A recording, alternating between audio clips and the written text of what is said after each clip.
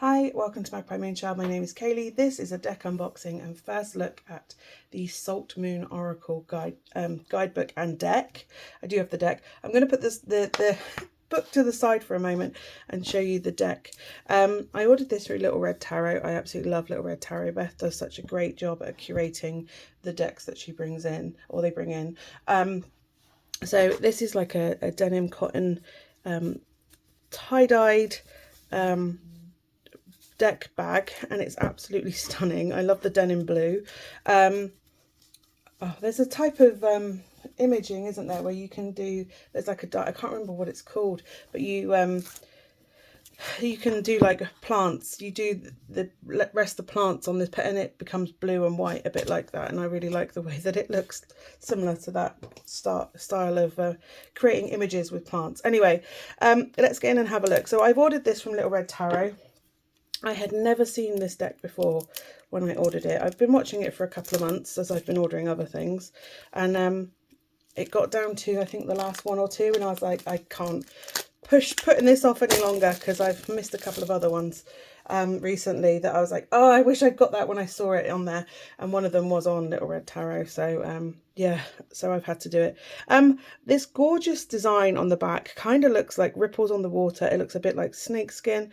It's absolutely gorgeous on the back. I just love it. Or a bit of like mesh, like plastic mesh floating in a blue pool of water. It's absolutely gorgeous. Design is beautiful. It's like threads across denim as well. It's absolutely stunning. So let's have a look at these one by one. So we have 1, cycle of connection, 2, cycle of agency, 3, cycle of satisfaction,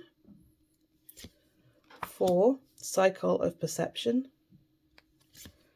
5, cycle of reciprocity, 6, cycle of relationship, 7, cycle of embodiment, 8, the cycle of boundaries, 9, cycle of mystery, 10, cycle of fertility, the 11 is cycle of awareness, 12, cycle of healing, 13, cycle of completion. And then we move into air, dark. I love that colour green, it's absolutely stunning. Air, waxing crescent.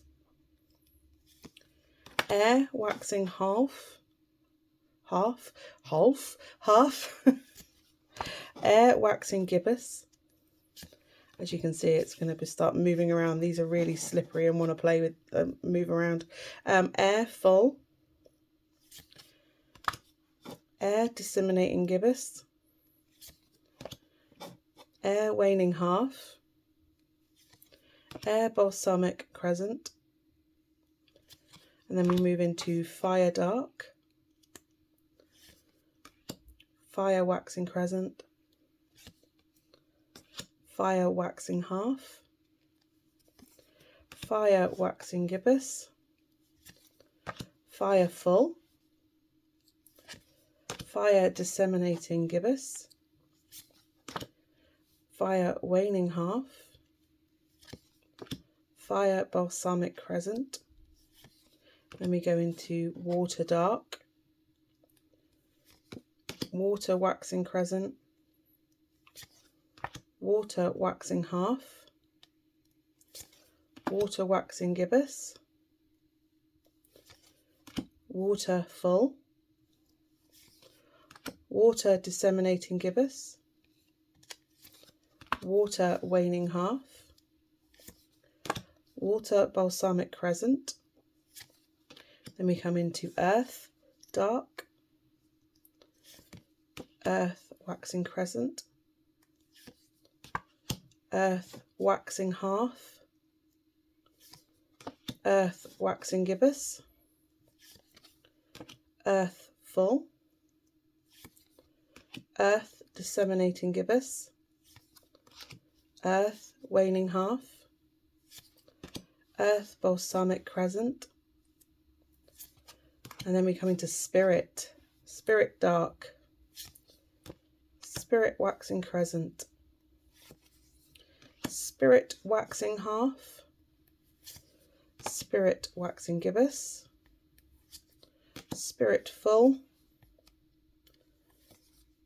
Spirit Disseminating Gibbous, Spirit Waning Half, and Spirit Balsamic Crescent.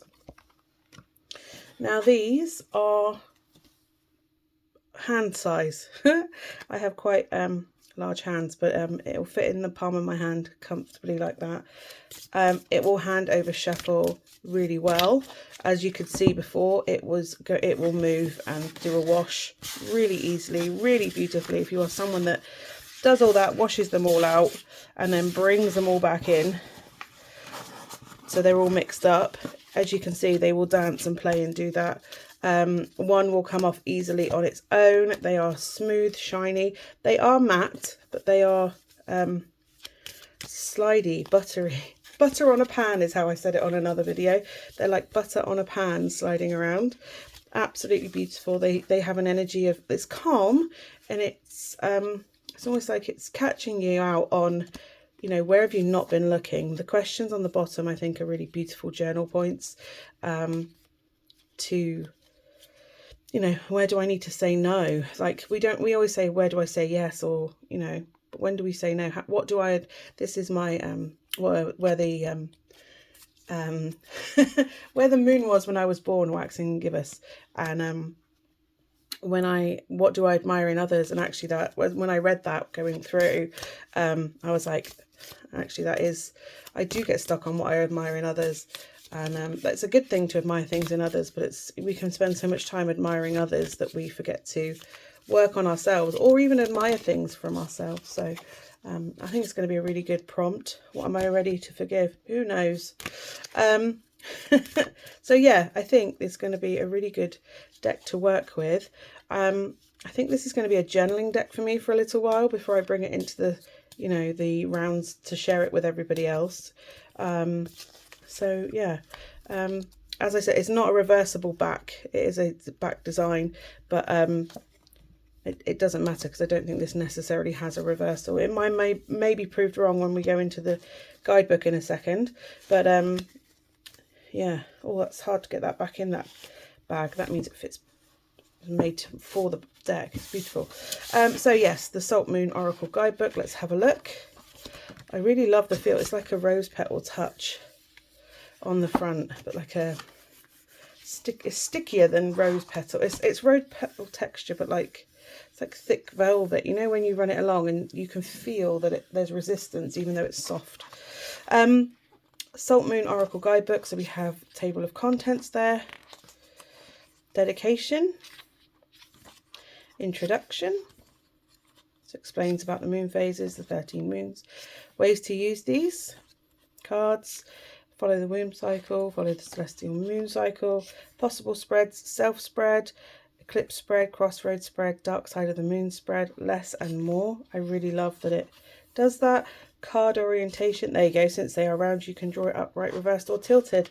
Really love that. Intuitively give you a way to look at how you're receiving that. Like I said, sometimes it doesn't matter if it reverse. You can use them upright, but sometimes it's nice. I have a deck that is square, and actually when it points sideways and different directions, sometimes it's pulling in an element, sometimes it's pulling in a direction, sometimes it's pulling in a half-see-half kind of energy. I really love it when decks aren't the classic rectangular shape, because there's all different ways that they can be used. Anyway, we move into the minors. So we have the element and the moon phases of each element. And as you can see, that is a full colour image. I really love that it has a full colour image. Cards don't always. And we have the name of the card, the elemental power. So there are different elemental powers on each of these. Keywords and a question, and then a prompt or a description below. And that is the same for all of the moon phases of the elements, including the spirit. Then we come into the mages of the deck, and these are the cycle of connection. There are 13 of these. Is it 13? I think it was 13, wasn't it? Which makes sense. We have 13 moons in a year. You could work through this in a cycle a month. A cycle for each month, as my wonderful friend Wildly calls them moons. because they are moon cycles, months and moons, and it's beautiful. So yeah, each of these, again, full colour image, and then when it's clear, when it's clouded. This feels similar to how in the Wild Unknown Animals and the Animal Spirit does it, and so does the alchemy one and the archetypes deck.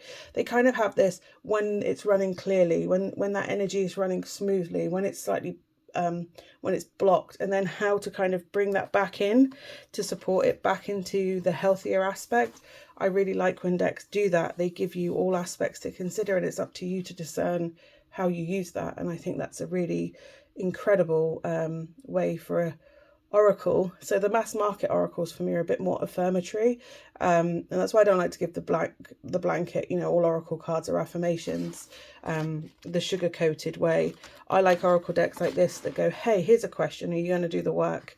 And I think it's really important that eventually, you know, the mass markets like the angel decks and you know, some of the other ones, it's an oracle it holds you when you're struggling, so that you can, you know, when you're in that vulnerable raw state, you can gently work your way into a place where you actually get strong enough to then turn around and go, okay, so what the patterns, you know, what do I need to work on? You move back into the shadow work phase of, actually, I need to heal how I got to that point.